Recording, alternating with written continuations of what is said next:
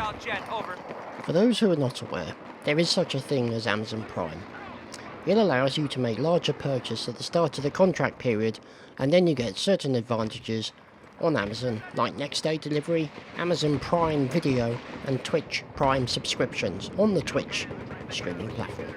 As part of the latest deal, they are offering to Twitch Prime owners a free key for the EA DICE game Battlefield 3.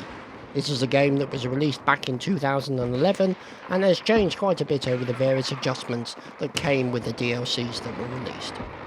So the question for those who've never played it, is BF3 any good? Now, I might be considered a biased commenter on this subject as I have logged 355 hours on the game since it came out. But after the disappointment, to me at any rate, of Battlefield 1 and Battlefield 5, it was nice to go back and relive some of the fun and frustration associated with Battlefield 3.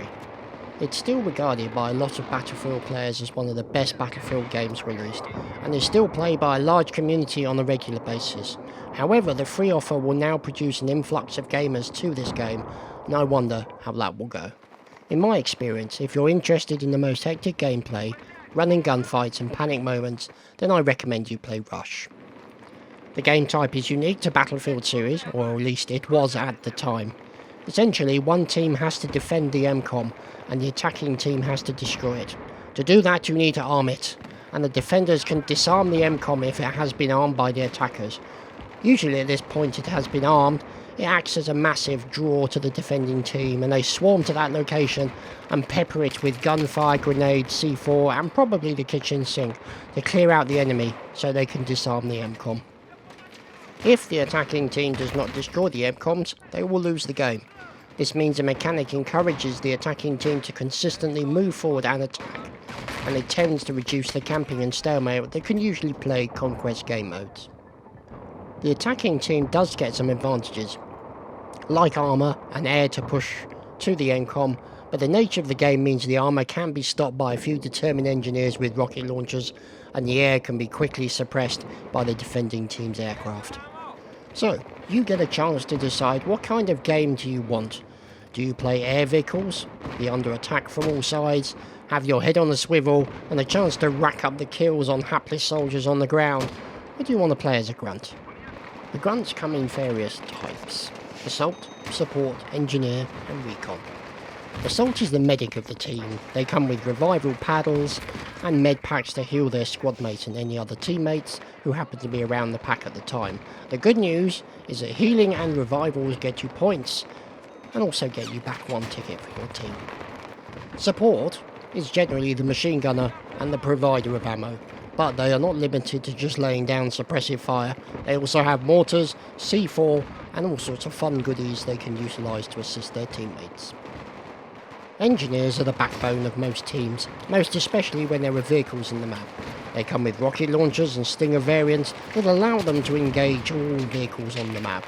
A number of focused and determined engineers can do massive amounts of damage to an incoming tank, so it's important that the tanks do not get too over-aggressive in their push, find themselves outflanked and then receive a large amount of explosive product all over their paintwork. Recons are popular with a lot of people, as they are the sniper class as well.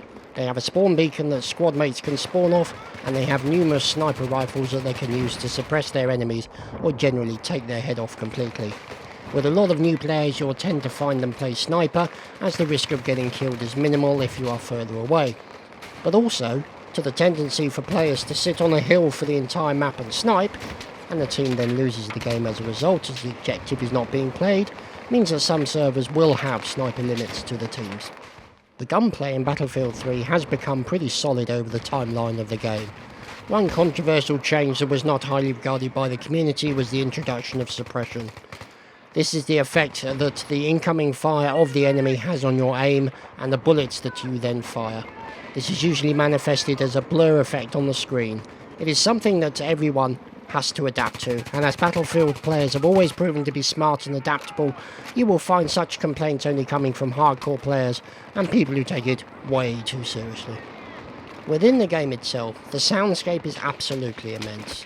The players talk all the time with various exclamations that made you think, might I just say that? And of course the sounds of all the weapons are very satisfying and visceral.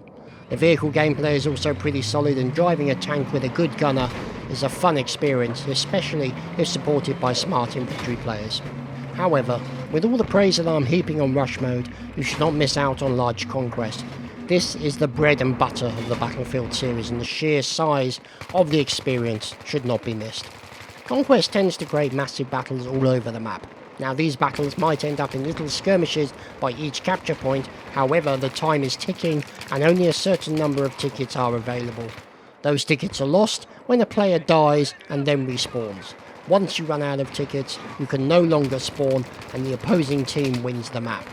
These maps, while being vast in scale, always have a spawn point for each team in the opposite ends of the map, and they are uncappable, so you will be unable to completely lock the enemy team out. However, the more cappable points you own, the quicker the enemy's team's tickets will reduce, and you will be the eventual winner. Get used to walking a lot. A common trait of Battlefield players is to get into the nearest vehicle and to not even look around to see if anyone else wants a lift.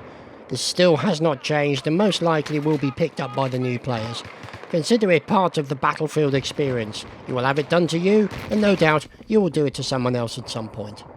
However, that should not take away from the epic scale of the large Conquest battles, and over time you will learn the maps, ways to get around, along with little sneaky moves and places you can go to snipe or ambush. Playing the game with friends, you are limited to a squad of 4, can be the most rewarding, especially if they're supporting each other squads. Now, getting on the same side can be an annoyance, but if you keep at it, you will get it eventually. Also, there are numerous weapons in the game with multiple attachments that you can unlock as you play that weapon. Even the starting M16A3 is a very good weapon to use as an assault, and has been the backbone of Battlefield 3 for many years. If you would like to see more Battlefield 3 footage, maybe I can persuade some of my friends to join me, please let me know in the comments. In the meantime, I shall let you enjoy some raw gameplay without my voice anywhere, just playing solo. I hope to see you on the battlefield.